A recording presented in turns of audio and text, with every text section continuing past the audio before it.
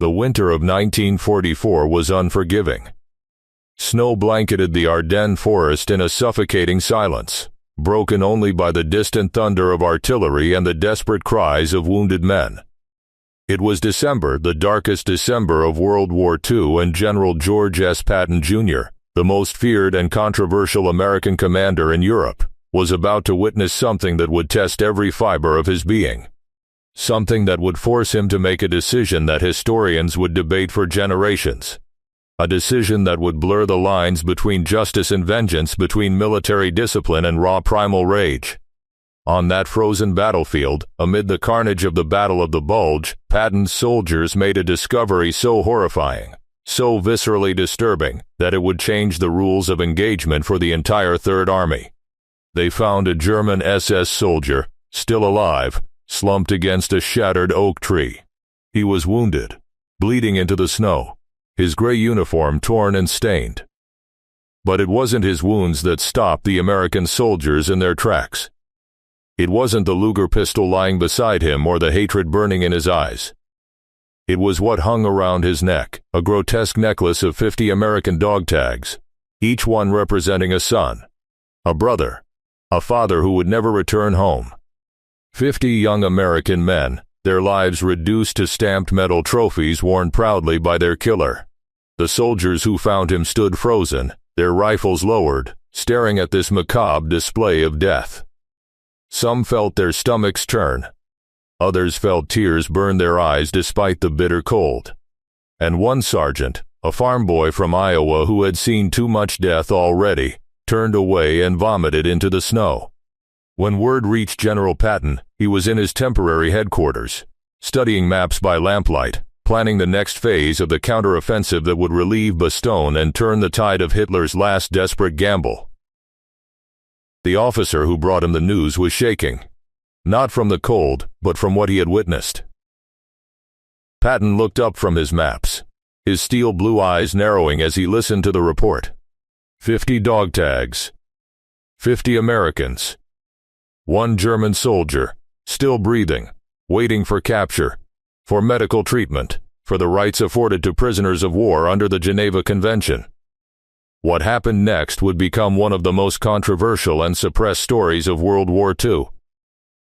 What Patton said in that moment, what he ordered, and what his soldiers did in response would never appear in official army records. It would be whispered about in veteran halls, mentioned in classified documents that wouldn't be declassified for decades, and debated by military historians, who would argue whether Patton was a righteous avenger or a war criminal who let rage overrule military law. But before we reveal what Patton did, before we uncover the words that left his mouth and the actions that followed, you need to understand who George Patton really was. Not the Hollywood legend, not the pearl-handled pistol caricature, but the complex, contradictory, brilliant and brutal man who believed that war had its own terrible justice. But I want to hear from you first. Pause for just a moment and tell me in the comments below. Where in the world are you watching this from? Are you a history enthusiast hungry for the untold stories that textbooks deliberately leave out? These are the moments that define who we are as human beings. When ordinary men face extraordinary evil and must decide what justice really means. If you want more stories like this, the raw, unfiltered truth about World War II, about the impossible decisions made by imperfect men in the fog of war, then hit that subscribe button right now. Ring the notification bell, because we're building a community of people who refuse to let these stories die with the generation that lived them. And smash that like button if you're ready to hear what really happened on that frozen December day when Patton's humanity collided with his fury. Drop a comment and let me know. What would you have done if you were in Patton's boots? Now, let's dive deep into one of the most suppressed incidents of the entire war. George Smith Patton Jr. was born to fight. From his childhood in California, where he grew up hearing stories of his Confederate ancestors, to West Point, where he nearly failed due to dyslexia but excelled in military tactics, Patton believed he was destined for martial glory. He was a walking contradiction, a man who read the Bible and ancient military texts with equal devotion, who wrote poetry about death and reincarnation, who believed he had fought in past lives as a Roman legionnaire, a Napoleonic cavalry officer, and a Viking warrior. He wept openly when visiting battlefields where he believed he had died before. He was spiritual yet profane, cultured yet brutal. A classical scholar who could quote Homer in Greek and then curse out a private with language that would make a sailor blush. By December 1944, Patton had already established himself as one of the most effective and aggressive commanders in the European theater. His Third Army had sliced through France like a hot knife through butter, liberating more territory and capturing more enemy soldiers than any other Allied army. He drove his men relentlessly, believing that a pint of sweat saves a gallon of blood, that speed and audacity won wars, that the enemy should never be given time to rest or regroup. His soldiers both feared and worshipped him. They complained bitterly about his strict uniform standards, his insistence on saluting even under fire, and his fines for soldiers not wearing helmets or neckties. But they also knew that Patton won battles, that his tactics saved lives by ending fights quickly, that he never asked them to do anything he wouldn't do himself. He had slapped 2 soldiers suffering from what we now call PTSD, calling them cowards, nearly ending his career. Eisenhower had protected him because he needed Patton's particular brand of aggressive warfare, even as he found the man personally exhausting. And Patton had a particular hatred for the SS, the Schutzstaffel, Hitler's elite paramilitary units. Unlike regular Wehrmacht soldiers, who were often conscripts fighting for their country, the SS were true believers, volunteers who had sworn personal oaths to Adolf Hitler, who ran the concentration camps, who committed atrocities as a matter of policy. Patton had seen what they did. He had walked through the aftermath of the Malmedy Massacre just weeks earlier, where SS troops had machine-gunned 84 captured American prisoners of war in a frozen field, leaving their bodies in the snow like discarded trash. The Malmedy Massacre had changed something in Patton. He had stood in that field on December 18th, looking at the frozen corpses of American boys, some shot in the head execution style, others with their hands still raised in surrender, their faces locked in expressions of disbelief and terror. Snow had begun to cover them, nature's merciful blanket over man's inhumanity. Patton had removed his helmet, something he rarely did in combat zones, and stood in silence. His aides reported that his jaw was clenched so tight they could see the muscles twitching, that his hands were balled into fists, that when he finally spoke, his voice was barely above a whisper. "These Nazi bastards will pay for this. Every single one of them." He had issued quiet orders after Malmedy, orders that were never written down, never recorded in official logs. He told his commanders that SS prisoners should be handled appropriately, that the rules might need to be interpreted flexibly when dealing with war criminals, and that he would ask no questions about what happened in the heat of battle.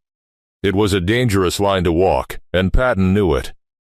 The Geneva Convention was clear about the treatment of prisoners of war, but the convention was written by men who had never seen 84 of their soldiers massacred in cold blood, who had never walked through the concentration camps that Patton's Third Army was beginning to discover as they pushed deeper into German territory.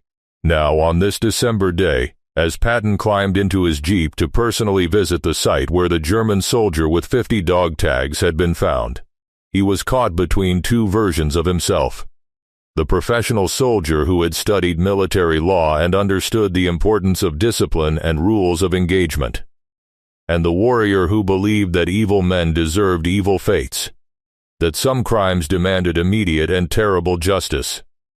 The drive to the location took 20 minutes through terrain still dangerous from German artillery. Patton sat in the front passenger seat, his ivory-handled revolvers visible on his hips. They weren't pearls. He would angrily correct anyone who made that mistake. Generals carried ivory. Pimps carried pearls. He chain-smoked Camel cigarettes and said nothing, staring at the devastated landscape rolling past. Destroyed tanks sat frozen in grotesque positions. Abandoned equipment littered the roadsides. In one clearing, a makeshift graveyard held rows of crosses, American and German side-by-side, death's democracy in action. When they arrived at the forest position, a full platoon of soldiers stood in a rough semicircle. In the center, still propped against the oak tree, was the German SS Untersturmführer, a junior lieutenant, probably no more than 25 years old, though his face looked decades older. Aged by war and whatever darkness lived in his soul, he had been bandaged by American medics, a testament to the professionalism of Patton's soldiers even in the face of horror. The dog tags still hung around his neck, clinking softly when he breathed. A wind chime of death. Patton approached slowly, deliberately. His boots crunched in the snow with the measured pace of a man in complete control, though those who knew him best could see the storm building behind his eyes. The soldiers parted for him, snapping to attention despite the informal battlefield conditions. Patton ignored them, his entire focus on the SS officer who watched his approach with a mixture of defiance and fear. The general stopped 3 feet away and stared down at the wounded German. For a long moment, nobody spoke. The only sounds were the distant rumble of artillery and the wind moving through the skeletal trees.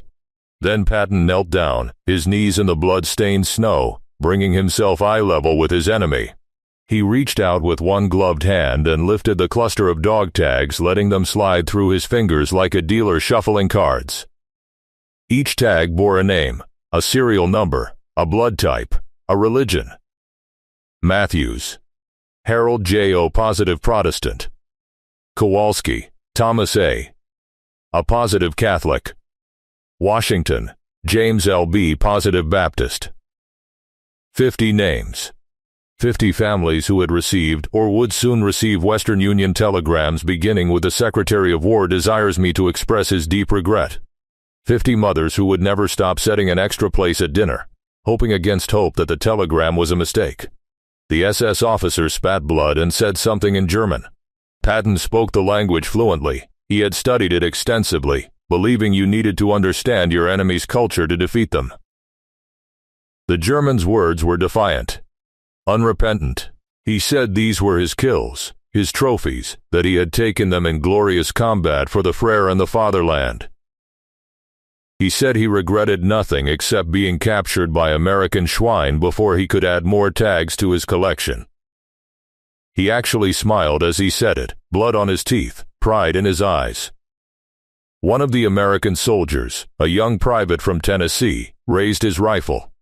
His hands were shaking, his finger moving toward the trigger. Patton stood slowly, turned, and looked at the private. "Lower your weapon, son," he said quietly. The private hesitated, tears streaming down his face. "Sir, he's bragging about it. He's proud of killing our boys. He doesn't deserve," I said. "Lower your weapon." Patton's voice was steel. "That's an order."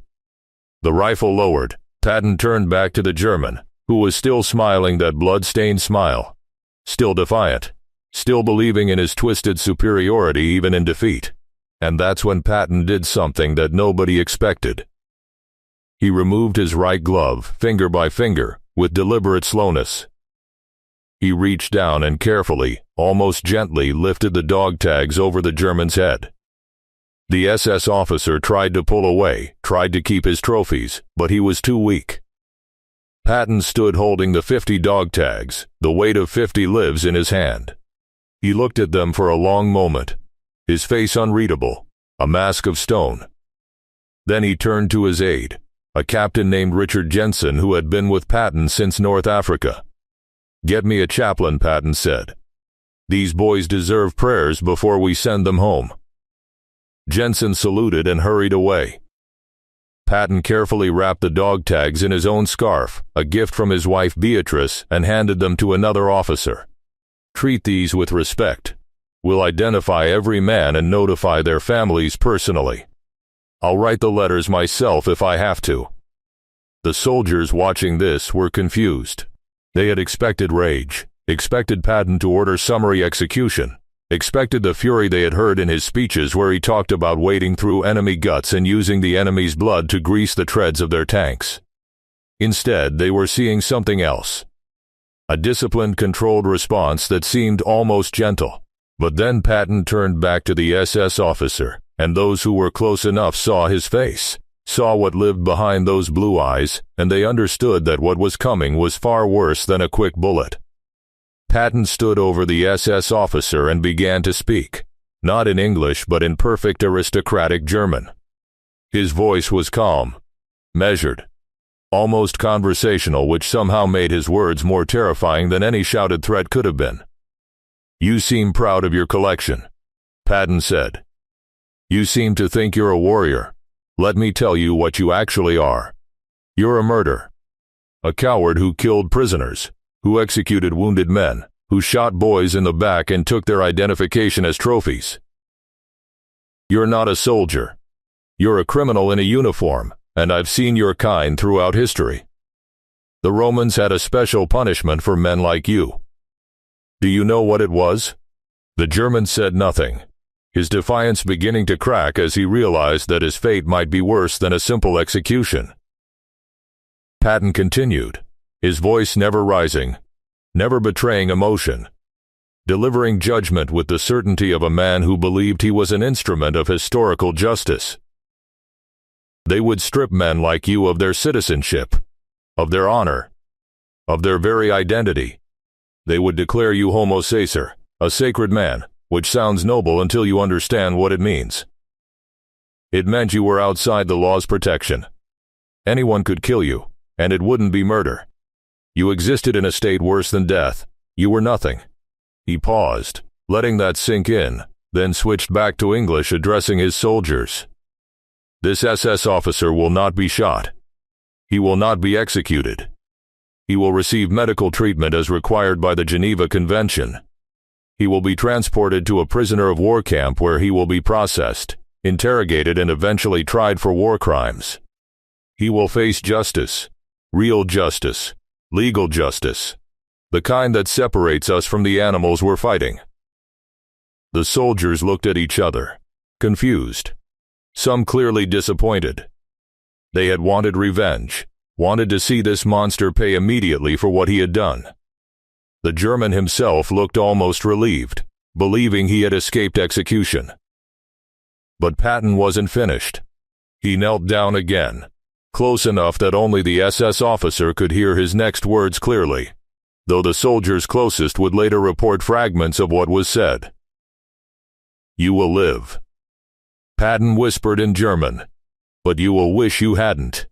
You're going to a special camp, where we keep SS officers who have committed atrocities. You'll be interrogated extensively about your unit, your commanders, and every single one of these 50 men you murdered. And then you'll stand trial, and the world will know your name and your crimes. Your mother will know. Your father will know. Whatever sweetheart you left back in Germany will know that she loved a monster. And if you're very lucky, they'll hang you quickly.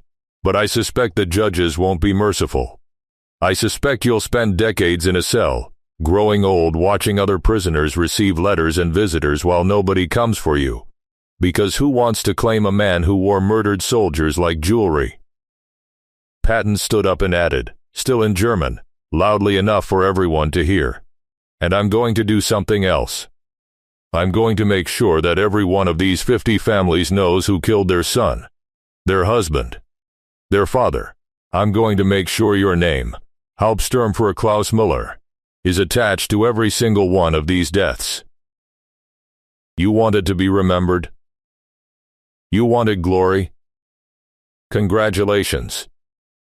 You'll be remembered as exactly what you are." The effect on the German was immediate and devastating. The defiance drained from his face.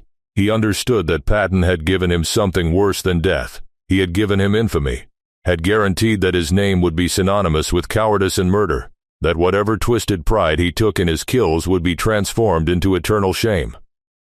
Patton turned to his officers. "Get him out of my sight.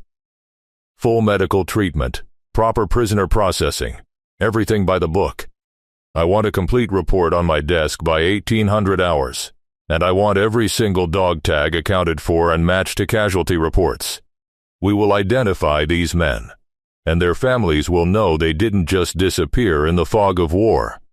They were murdered, and their murderer faced justice.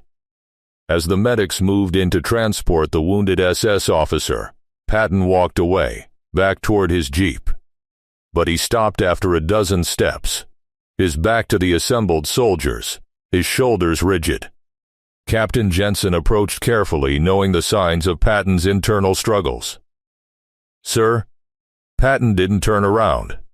When he spoke, his voice was different, raw, stripped of the command authority, suddenly tired and infinitely sad. "I wanted to kill him, Richard. God help me. I wanted to put my pistol against his head and paint that tree with his brains. I wanted it more than I've wanted anything in my life. But you didn't, sir." "No, I didn't. Because the moment I do that, the moment any of us do that, we become what we're fighting against. We become men who execute prisoners, who let rage overrule law, who decide that our pain justifies any action. And then, what are we? What are we dying for?" Jensen had no answer. Patton finally turned around, and for just a moment the mask slipped completely. The men saw not the legendary general, not old blood and guts, not the warrior poet who believed he had conquered Alexander and marched with Caesar. They saw a 59-year-old man carrying the weight of thousands of deaths, a father who had sent countless sons into battles they didn't return from, a leader who believed in absolute victory but was discovering that victory came with impossible moral costs.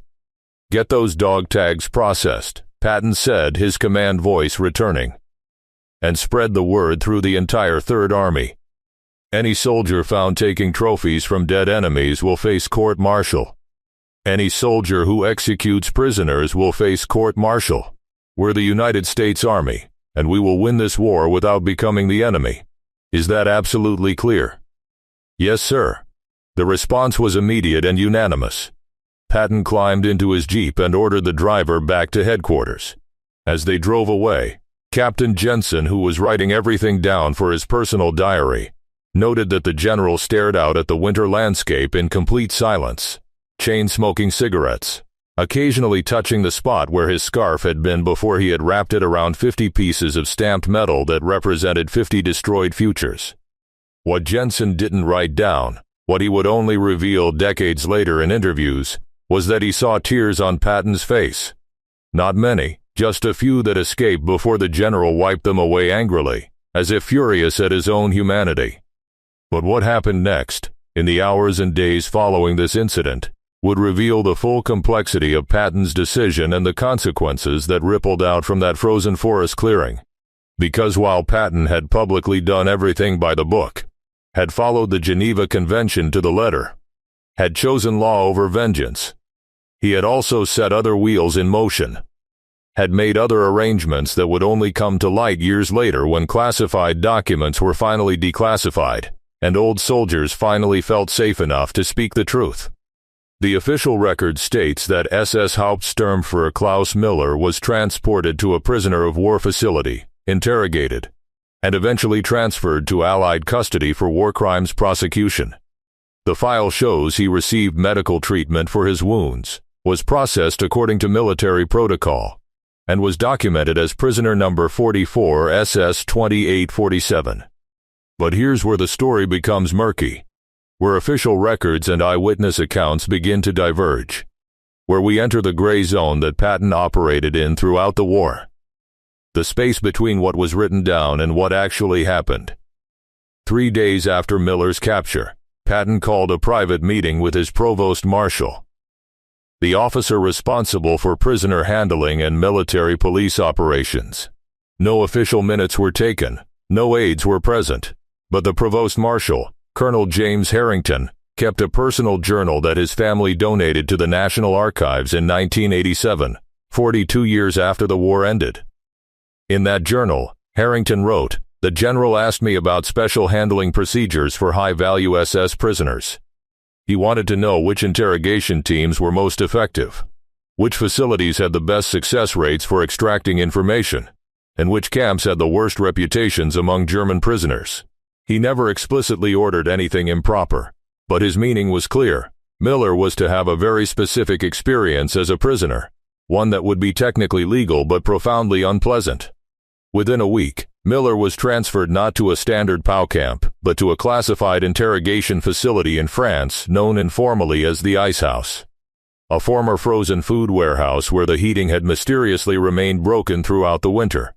The interrogators there were Jewish refugees who had volunteered for army intelligence, men who had lost entire families to the SS, who spoke perfect German, and who knew exactly how to break SS officers psychologically without leaving marks that would violate the Geneva Convention. They didn't torture Miller, not physically, but they interrogated him 18 hours a day, confronting him with photographs of concentration camp victims, reading him letters from the families of the 50 soldiers whose dog tags he had worn, forcing him to write out detailed confessions about every kill, every action, every war crime he had witnessed or participated in. They kept the lights on 24 hours a day. They served him only the minimum calories required. They played recordings of testimony from Nuremberg trials on a loop, and they made sure he understood that his name was being circulated to every Jewish resistance fighter, every Soviet advance unit, every group that might have opportunities to dispense informal justice if he ever escaped or was released. Patton never visited the Ice House. He never explicitly ordered this treatment, but he had selected the facility, had approved the interrogators, and had ensured that Miller's transfer paperwork went through channels that guaranteed this particular outcome. It was technically legal, arguably justified for intelligence gathering, but it was also precisely calibrated revenge, the kind that left a man broken in ways that execution never could. Meanwhile, Patton kept his other promise. He personally oversaw the identification of all 50 dog tags, a process that took 3 weeks and involved cross-referencing casualty reports, unit rosters, and witness statements. 23 of the men had been listed as missing in action. Their families had been living in agonizing uncertainty, hoping against hope that their sons might be in a POW camp somewhere, might somehow still be alive. The confirmation of their deaths was devastating, but at least it ended the waiting, the wondering, the impossible hope. Patton wrote personal letters to each family. Not from letters, not generic condolences, but individual messages that referenced specific details about how each man had served, how they had died fighting bravely, how their sacrifice mattered. He lied sometimes. He told families their sons had died quickly, cleanly, heroically, when the truth was often uglier. But these were merciful lies, the kind that let families sleep at night, that gave meaning to meaningless deaths. In several letters, which still exist in family archives and museum collections, Patton included a paragraph that revealed his own struggle with what had happened. To the mother of Private Harold Matthews, he wrote, "Your son's murderer has been captured and will face the fullest extent of military justice. I want you to know that we do not sink to the level of our enemies. We maintain our honor even when it costs us, even when every fiber of our being screams for immediate vengeance. Harold died because evil exists in this world, but he died fighting for a nation that believes justice is more powerful than revenge."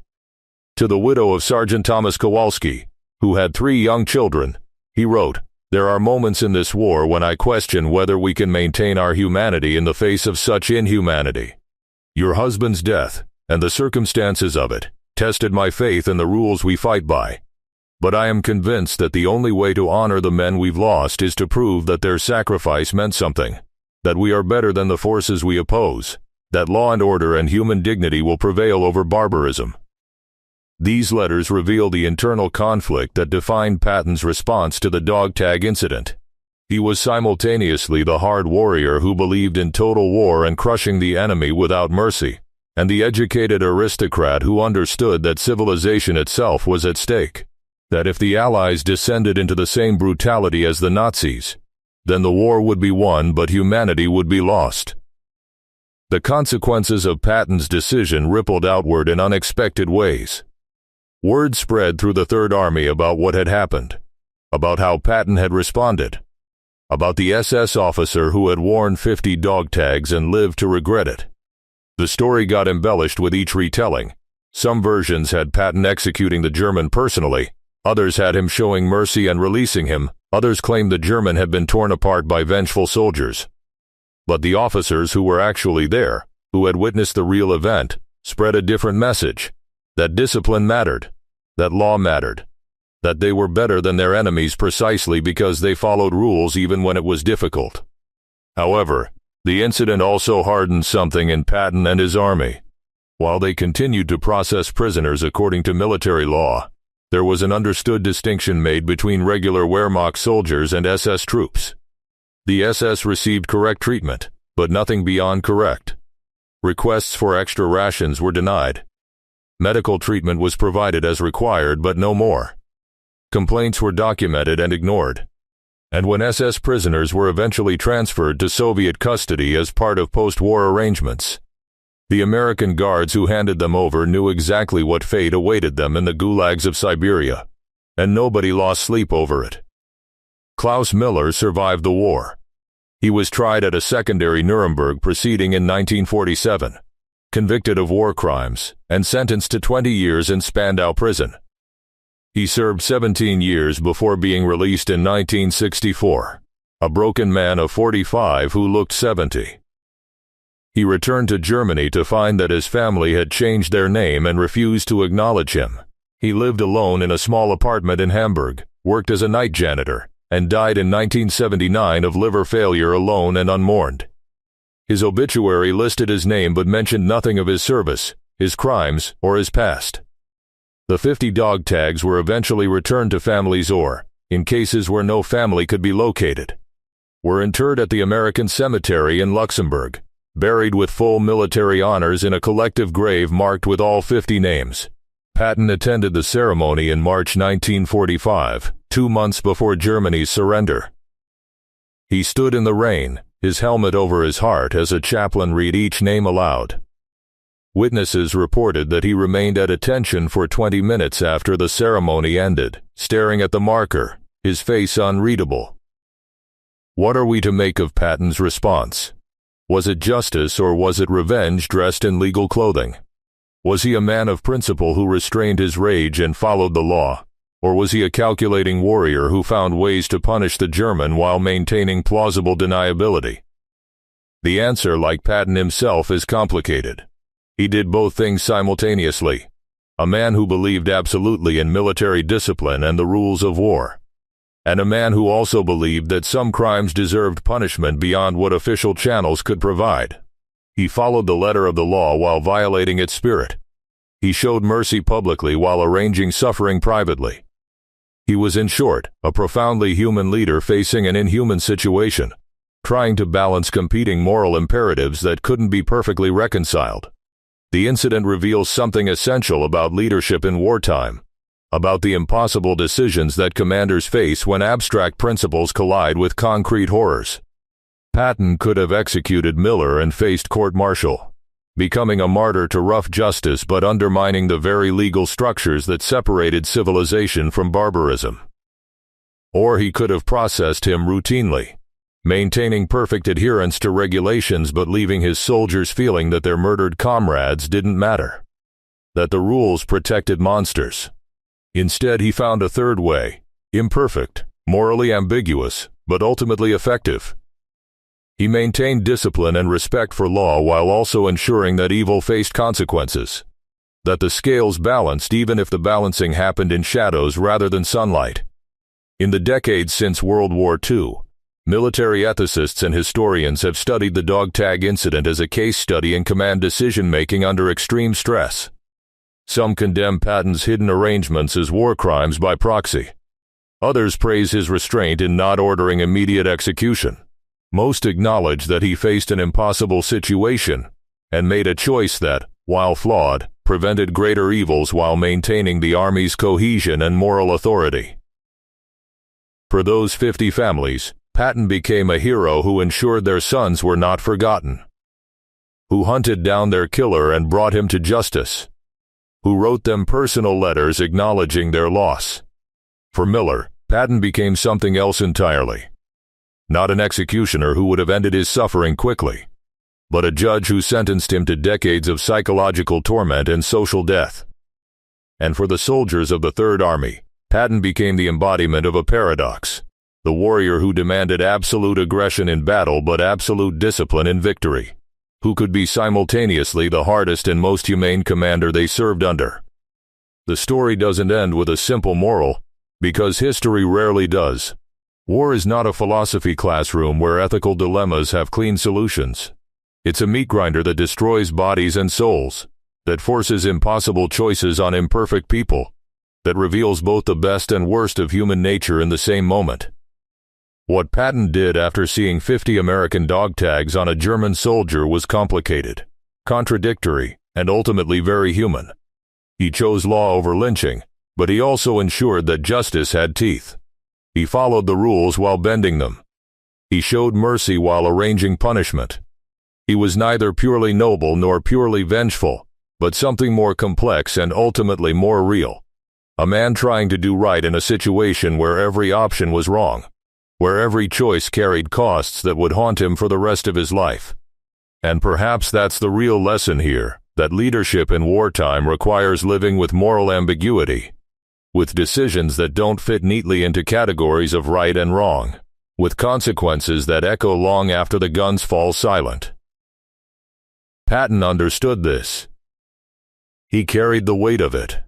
And in that frozen forest in December 1944, he made a choice that revealed both the best and the worst of what we're capable of when faced with evil. So what do you think? Was Patton right to choose legal justice over immediate vengeance? Or should some crimes demand faster, harsher punishment?